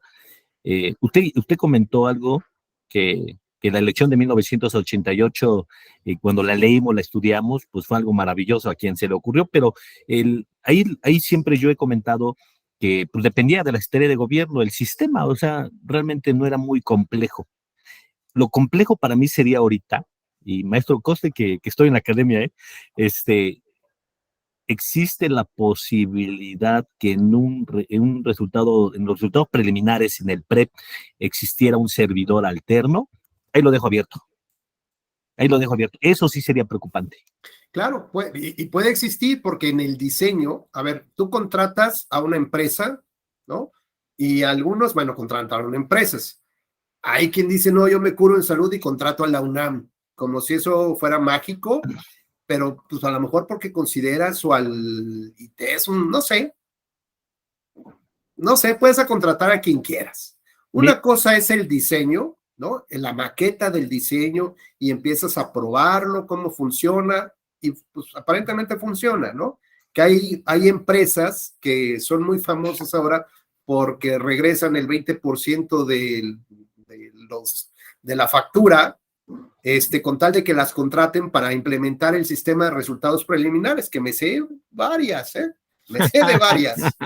Bueno, y entonces, bueno, presentan la maqueta, hacen sus pruebas, suponiendo que todo funcione. Ya vimos, por ejemplo, el caso de Hidalgo, que fue un fracaso, un fiasco esa empresa, y que de verdad, pobres consejeros, porque si los obligaron a contratarla, si alguien los obligó, que estoy casi seguro, no tengo pruebas, pero tampoco tengo dudas de que alguien les obligó a contratar a esa empresa, pues pudieron haber sido destituidos y hasta, no sé si temas penales pudieron haber tenido ahí, la verdad. Bueno, más allá de eso, pensemos que funciona el sistema, lo que tú y yo vemos, que no somos expertos. Pero los expertos que crean eso pueden generar puenteos o salidas, ¿no? De información. Y lo que importa es los algoritmos que están, digamos, en el cerebro del equipo, ¿no? ¿Y qué puede pasar? Que tú y yo somos capturistas, ¿no? Podemos subir información, o a lo mejor yo solamente subo información y tú puedes revisar mi información y corregírmela. Vamos a pensar, yo no puedo corregir mi información, nada más capturo. Tú, si eres un verificador, revisas mi trabajo y dices, no, te pasaste aquí, no era, te equivocaste de dedo, ¿no?